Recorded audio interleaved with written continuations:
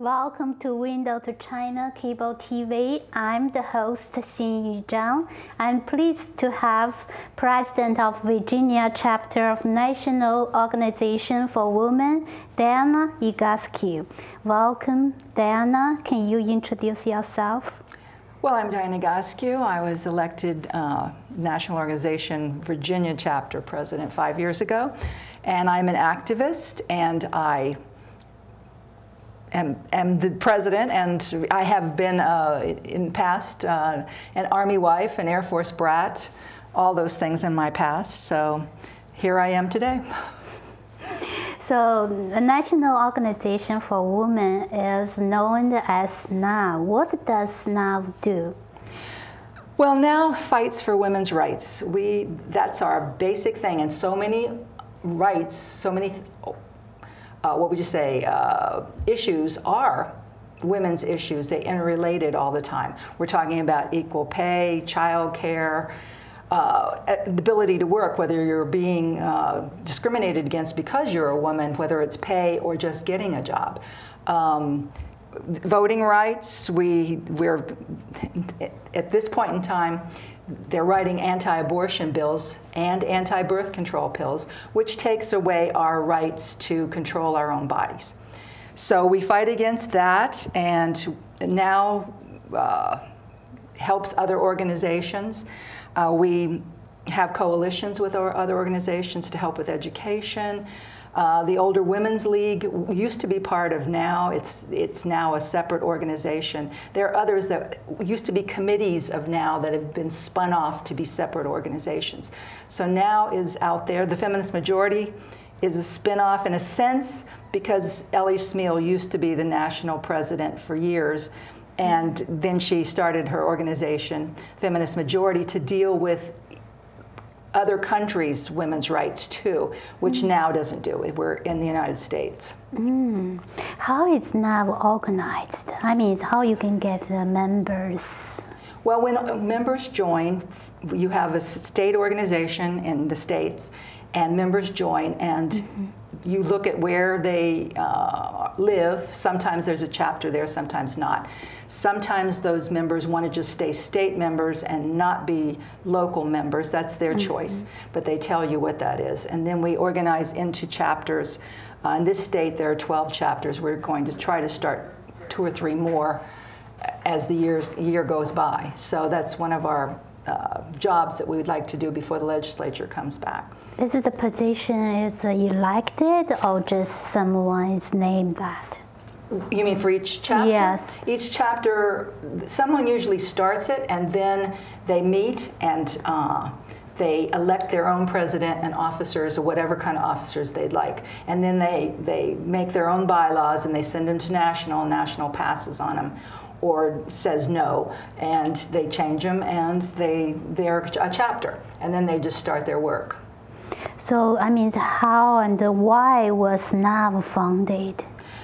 Oh, okay. I think it goes back to 1966 when Betty Friedan wrote the book, The Feminine Mystique, and women realized that it was more than them just being dissatisfied. And Betty and a whole bunch of women around New York City, Republicans and Democrats, started what they call NOW. Well, once people around the United States heard about it, they decided, other women got in touch with them and said, can we start a chapter? Well, they said sure, but they didn't have a national organization. They let all these grow, and then they found out that, well, they better do something to have a national organization. You can't control what people are doing, and they might be saying and doing things that everybody else doesn't agree with. So they got together and founded NOW in 1966. Next year will be our 50th anniversary. We are the oldest women's organization in the United States. Do you have a plan for next year's celebration? That's not my that's not my event to plan, but I'm sure National does. They've said they're just not going to put that out there yet, so that we're not at that point. So that's why it was formed. But someone said to me, and I think this is right, is that this dissatisfaction kind of goes back to World War II, when all the men left and women had to be out there working in factories making tanks and planes. And they got a taste of independence, They had to raise their own families at the same time. There was daycare for them. They got paycheck, and suddenly the men came home and they lost their jobs. So for all those years, it just got a little bit, here you tasted independence, and suddenly you were back where you were before. In your opinion, what's the best way to approach then to gain the women's rights? I think that the best way to do that is to pass the Equal Rights Amendment. There are 3 ways working right now. There's the old Equal Rights Amendment that only needs 3 more states, and that's being worked on in Virginia and Nevada, Illinois. A bunch of states are trying to be the last 3. And then it will go back to the Congress, and they'll vote on whether they're going to accept it back again, because a lot of people say that it's dead because we passed the 10-year mark that they approved of. But the Congress can change its rules, laws, anytime it feels like. And they have many, many times, and accepted back amendments that were out there. In fact, the 27th Amendment that we hoped we would be is called the Madison Amendment. It was out there for 213 years before they brought it back and passed it. And that had to do with whether the Congress can have a pay raise in 2 consecutive sessions, which is so important. So that was the 27th Amendment, and it was 213 years old. So now you cannot say that this is dead, because that was sitting out there just like any amendment, and there are about 7 that they brought back long after their time limits were up. And our time limit is not written into the bill itself, it's in the proposing clause, which means it's not part of the amendment itself. So we're saying, and a lot of law schools have said, that it is still viable if we get those last 3 states. And then there's the second way. There's a start-over bill that Carolyn Maloney has had in the House, and the Senate, Menendez has had in the Senate. So that's the second way that we're going at it.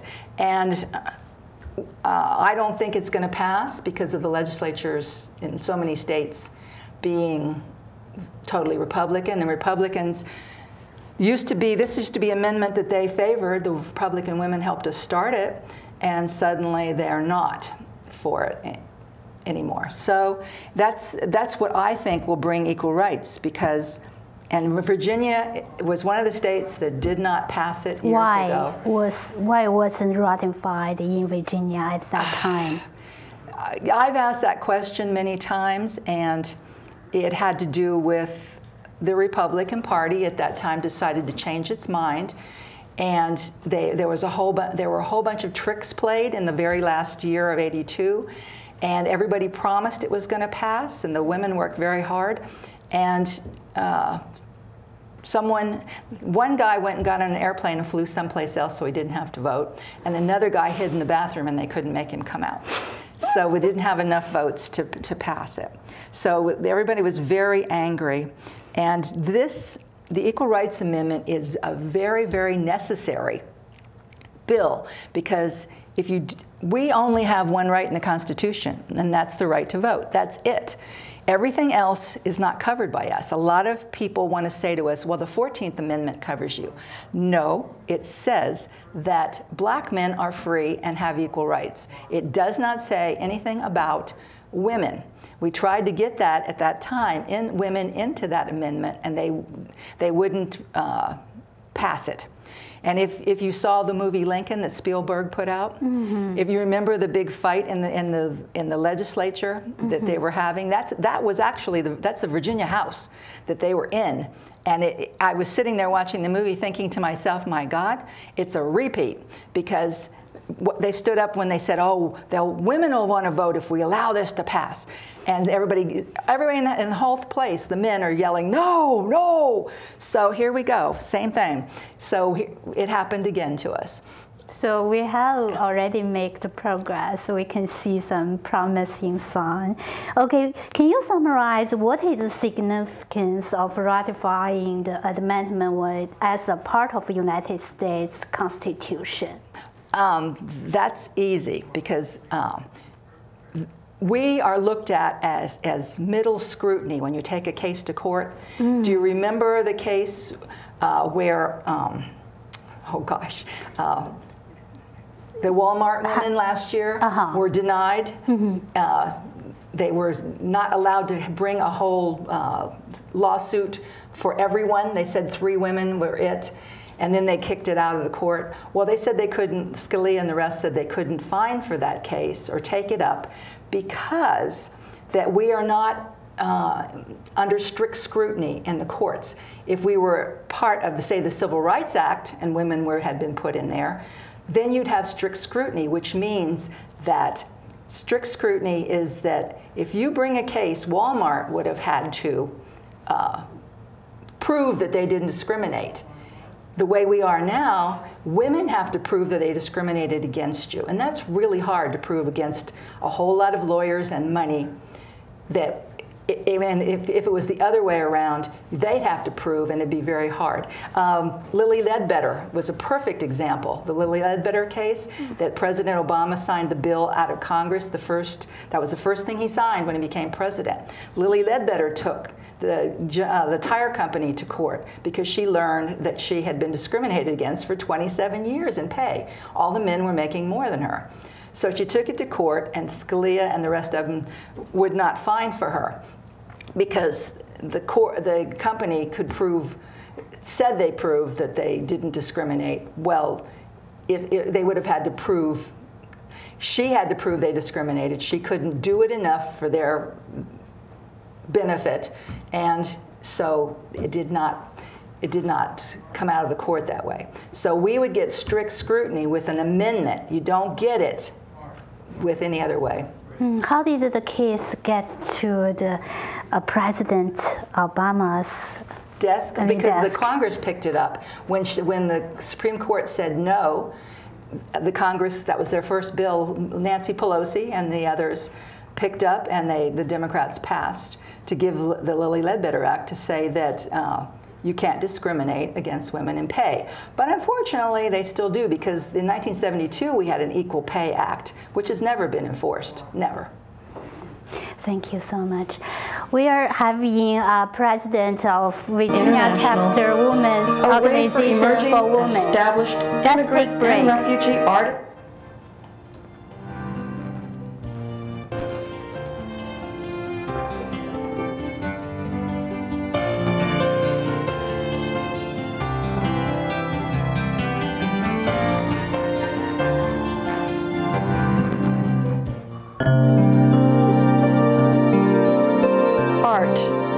A universal language, an expression of culture, of self.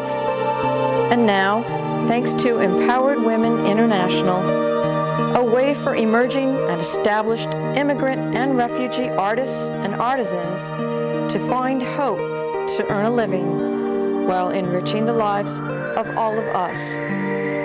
Empowered Women International, making a better America every day. For more information on Empowered Women International's educational programs or to make a tax-free donation, contact cfripp@aol.com.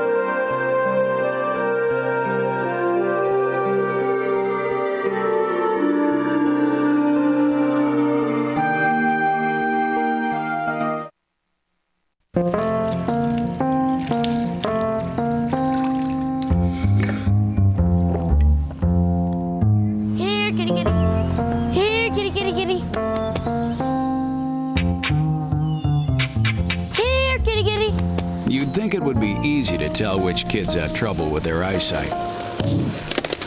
But that's not always the case. Even though 1 in 4 children may have a vision problem, eye doctors tell us the symptoms aren't always so obvious. We do know that 80% of all childhood learning is visual. And without good vision, kids can have trouble learning to read and may fall behind in school. For clues on how to spot the real-life signs of childhood vision problems and what parents can do, visit checkyearly.com. A public service message from the Vision Council of America and Reading is Fundamental.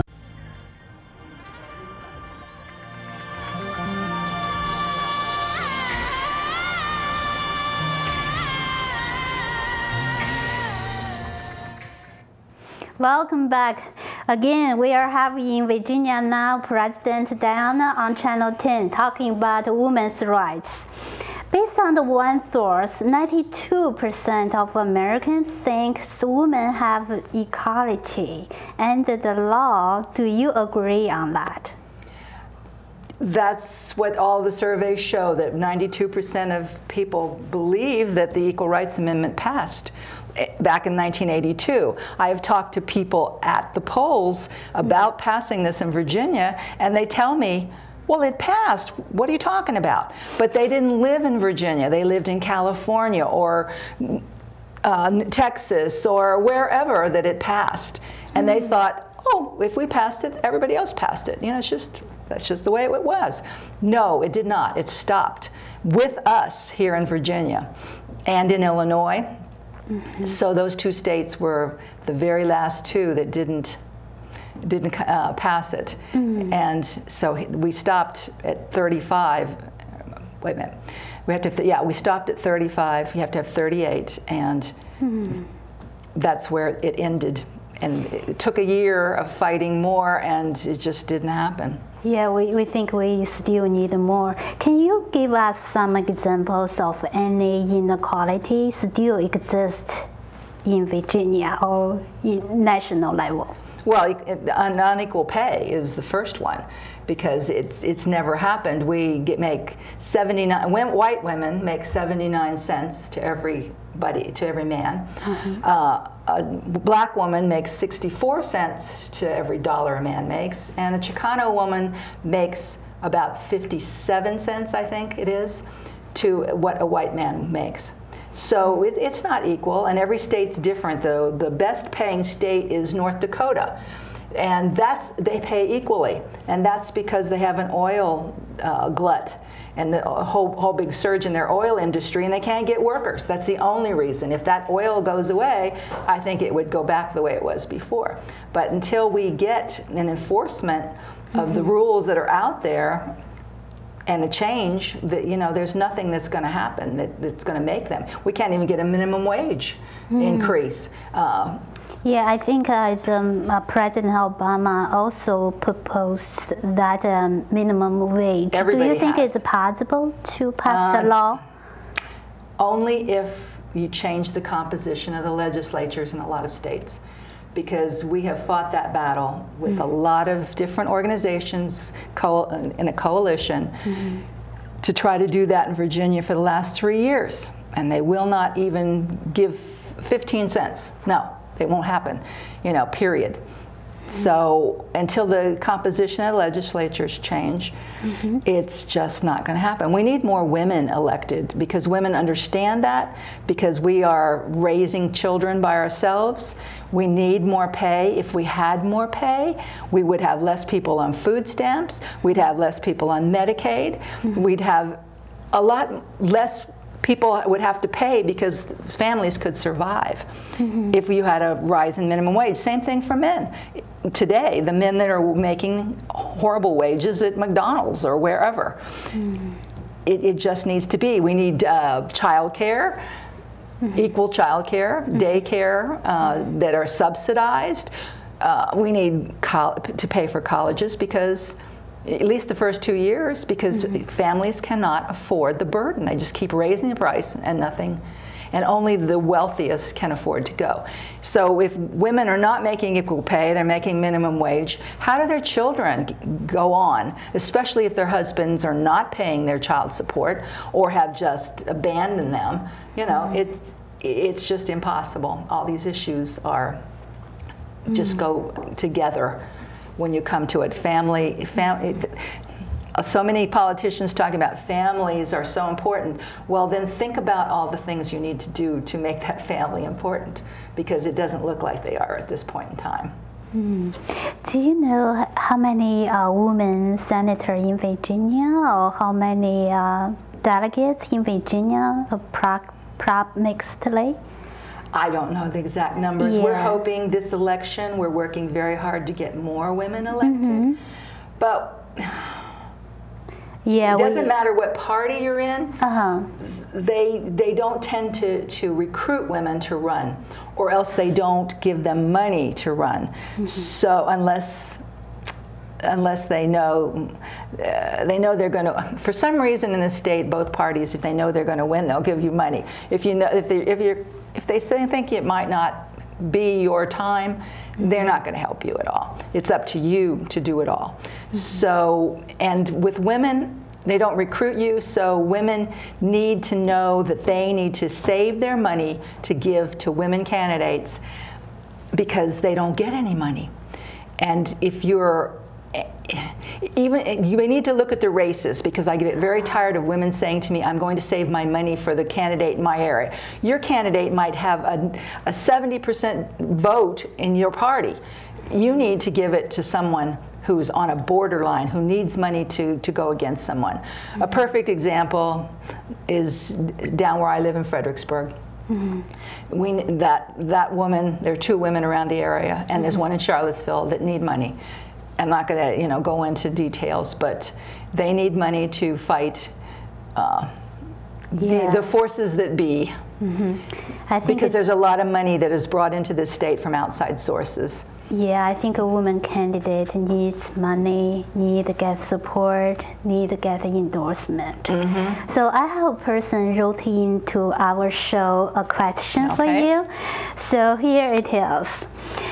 For Diana Egozcue, what is the best way to get more women into positions of power and change the culture of people being subconsciously against that?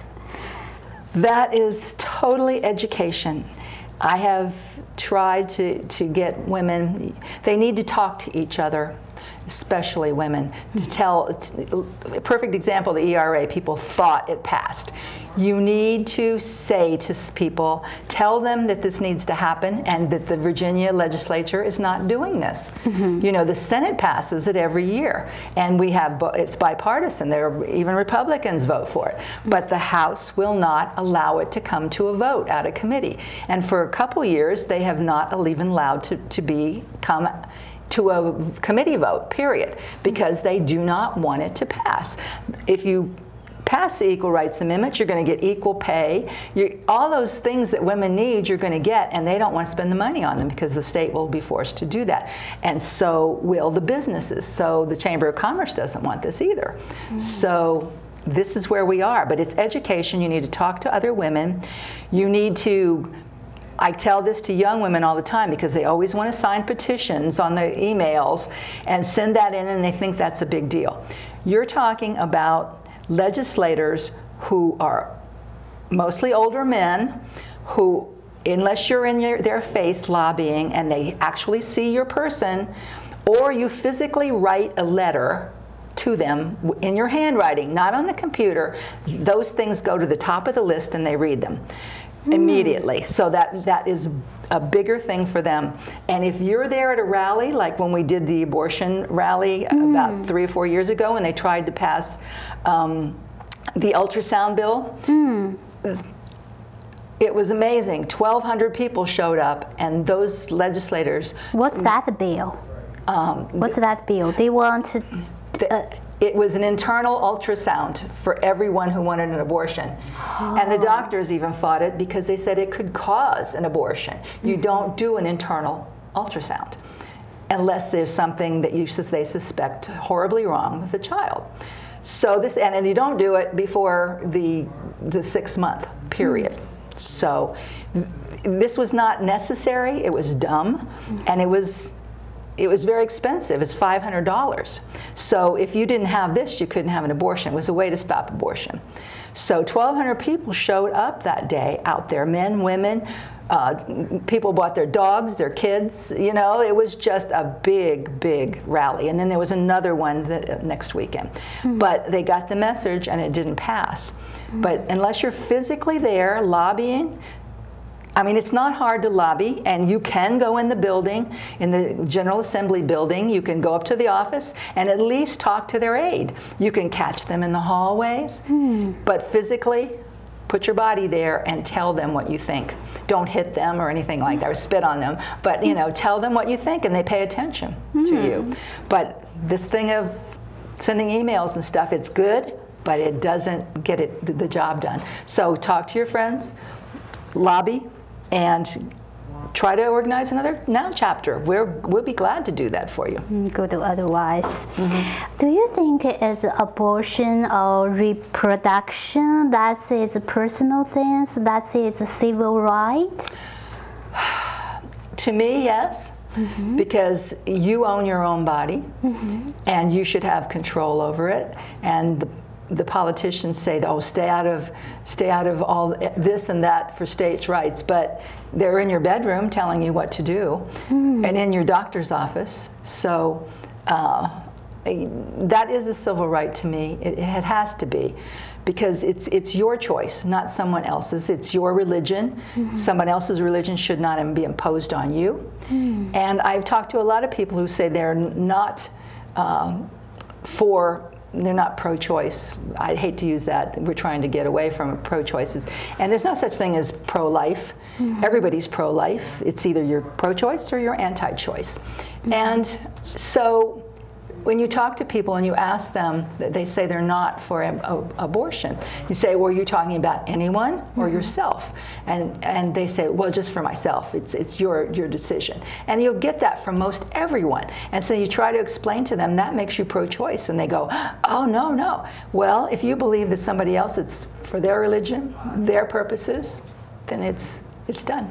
Yeah, I think as a woman need so make her own choice, like personally and legally and emotionally, socially. So thank you so much for your time. I really had a wonderful time with you. Then we will wrap up and then see you next time.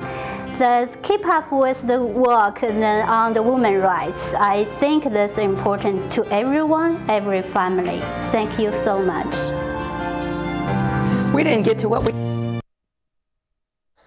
Window to China and Xinyu has reached out to the hundreds of Chinese community, Asian community, and American community on performance, interview in education, politics, culture, etc. It's a link for all the communities. Xinyu and Judy Wu, the publisher AC Business, are making joint efforts to promote the program on Newspaper Weekly. Window to China and Xinyu is a 30 minutes long English program.